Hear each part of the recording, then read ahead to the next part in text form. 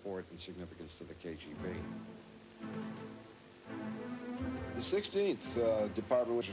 El Departamento 16 se ocupa de reclutar personal extranjero especializado en decodificación.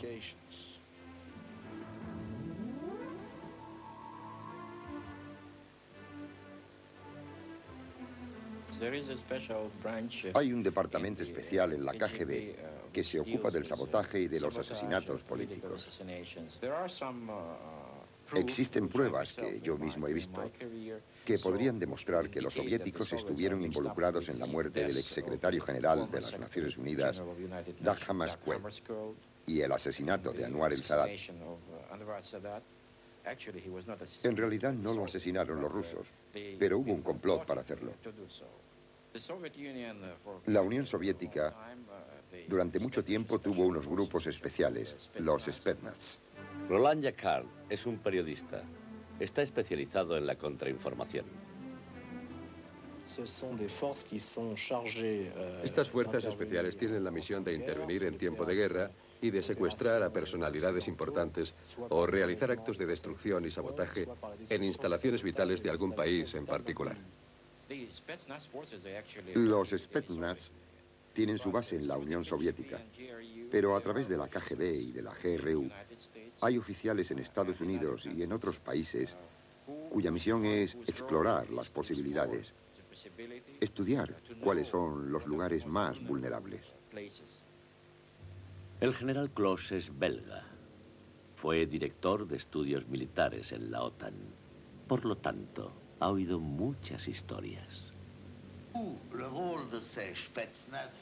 El papel más importante de estos Spetsnaz, de estos agentes desestabilizadores, consiste en evitar que se organicen refuerzos y en paralizar ciertos centros clave, como, por ejemplo, el puerto de Amberes.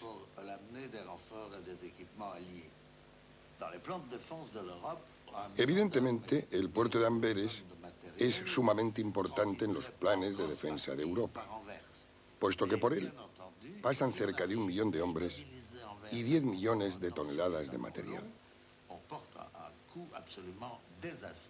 Por consiguiente, si Amberes queda inmovilizado durante un tiempo, la defensa de Europa corre peligro. Amberes es vulnerable por varios motivos.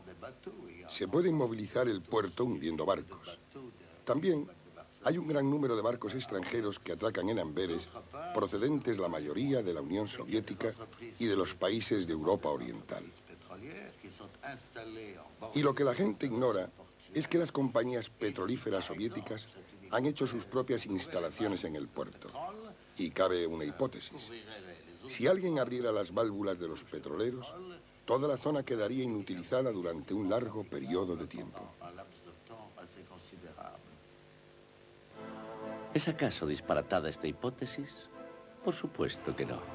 Los Spetsnaz suelen practicar esta clase de sabotaje en la mayoría de los países de la OTAN. En 1986, en 5 puntos distintos de Bélgica volaron simultáneamente en el mismo día todas las tuberías de abastecimiento de todas las bases de la OTAN. El atentado fue reivindicado por células comunistas que operaban en Bélgica. Entra dentro de lo posible que esa reivindicación tuviera como objetivo ocultar a los verdaderos autores. Y si no, ¿quién ordenó aquel sabotaje de las defensas europeas en tiempo de paz? Cuando estuve destinado en la escuela militar de la OTAN en Roma, volaron 2 relés telefónicos por razones aún desconocidas. Este acto de sabotaje nos tuvo incomunicados durante 2 semanas. Y si eso no es suficiente, hubo otro caso. Se publicó en todos los periódicos el sabotaje de una serie de tanques que estaban en una base de Luxemburgo. Fue tan elaborado y tan bien realizado que no cabe duda de que fue obra de expertos. Se intentó echar tierra sobre el asunto, pero imagínense el caso de que queden totalmente paralizados no solo los tanques destinados a las fuerzas americanas, sino también los destinados a Alemania. ¿Qué pasaría entonces? Así que opera en una serie de anexos localizados en Moscú y en otras partes. Los estatutos de la KGB definen claramente sus objetivos: detectar, refrenar e interceptar cualquier posible amenaza a los intereses del régimen, tanto si viene de dentro de Rusia como de fuera. Una tarea gigantesca.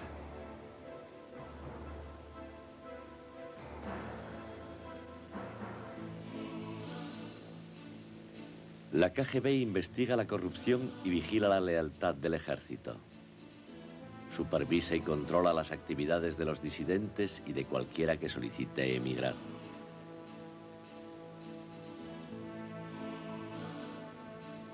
Supervisa los campos de trabajo y los hospitales psiquiátricos, donde se interna a aquellos que se oponen al régimen o que son considerados como disidentes.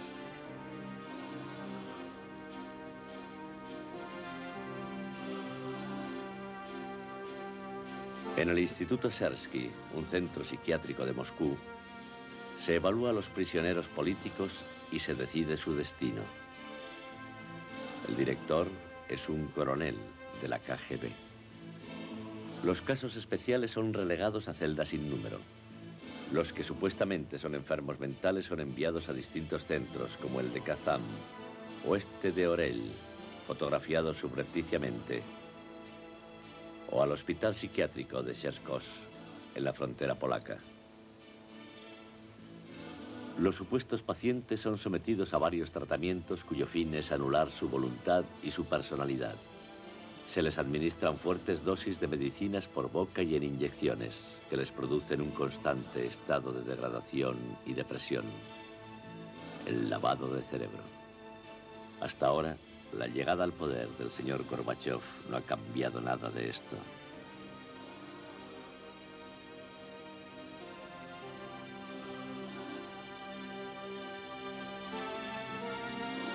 En la Unión Soviética, la KGB es la que decide dónde ha de vivir y trabajar cada ciudadano. En la Unión Soviética, la libertad de movimientos es muy limitada, incluso dentro de ella. Cada ciudadano recibe un pasaporte interno que deberá sellar siempre que se mude de casa. La KGB cuenta con un equipo de unos 500.000 vigilantes de fronteras que controlan todas las salidas del país. No para proteger a la Unión Soviética, sino para asegurarse de que nadie se escape.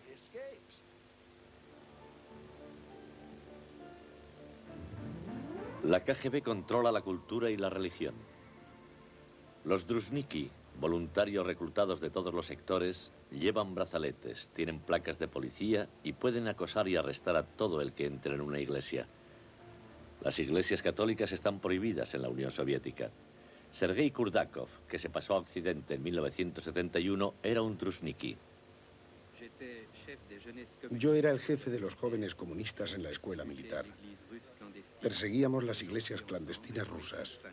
Interrumpíamos las reuniones que celebraban en las casas o en el campo o en sótanos, en todos los sitios imaginables. Teníamos órdenes de golpearles y estábamos autorizados para matarlos. Nos informaban de dónde se iban a celebrar las reuniones. Creo que había informadores entre los mismos curas. Todos informan y delatan. Todos observan a los demás. Especialmente los conserjes, que son todos agentes de la KGB. Tienen un cuaderno en el que apuntan las ausencias prolongadas de los inquilinos, sus relaciones con extranjeros y sus entradas y salidas. El Estado es quien asigna los apartamentos que a menudo ocupan varias familias, de forma que es muy fácil que unos espíen a otros. Lo mismo sucede en las escuelas y en el trabajo. Es difícil y peligroso para los ciudadanos negarse a colaborar con la KGB. Prácticamente todos los ciudadanos que no pertenecen a la KGB acaban por ser reclutados como informadores. Así que suele darse el caso de que dos amigos salgan por la noche a tomar unas copas y al día siguiente presenten un informe el uno del otro. En las escuelas se fomenta la denuncia como un deber cívico.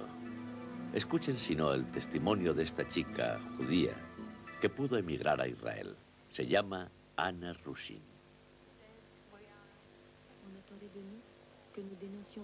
Nos pedían que denunciáramos a nuestros compañeros.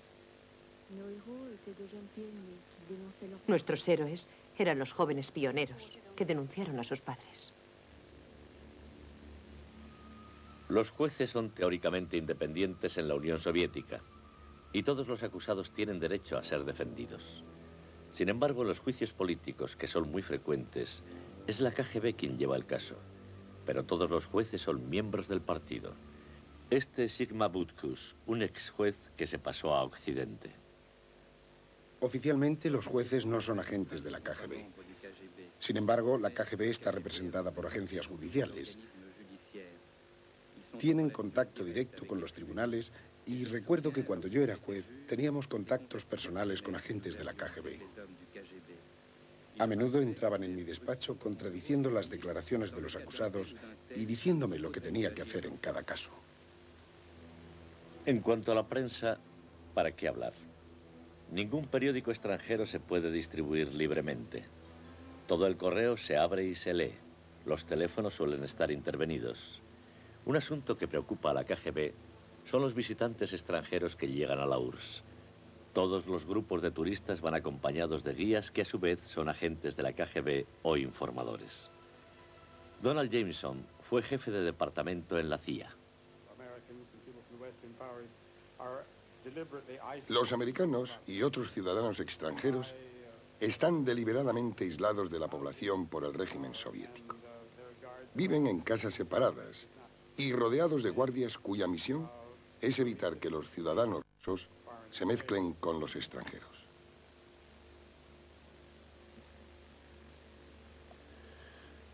Pero es en los cuerpos diplomáticos y en las embajadas donde la KGB centra su máxima atención, especialmente en las occidentales. En todas las embajadas hay escuchas. Una de las más importantes es, por supuesto, la embajada americana. En la embajada americana y en todas las embajadas extranjeras siempre ha habido escuchas, desde que se inventaron los micrófonos. Cuando construían un edificio o cuando había que hacer restauraciones, los obreros eran rusos e instalaban micrófonos a centenares. Uno fue descubierto, por ejemplo, en 1951, cuando era embajador Josh Kennan. Estaba escondido dentro del escudo de los Estados Unidos, colgado detrás de su mesa. Los americanos estaban desesperados y decidieron construir una nueva embajada. Pero les obligaron a emplear obreros rusos. Y los muros estaban llenos de micrófonos. Lake Haley es un abogado que conoce muy bien esta historia. Se invirtieron 191 millones de dólares en la construcción de la nueva embajada en Moscú. La constructora del edificio fue la KGB.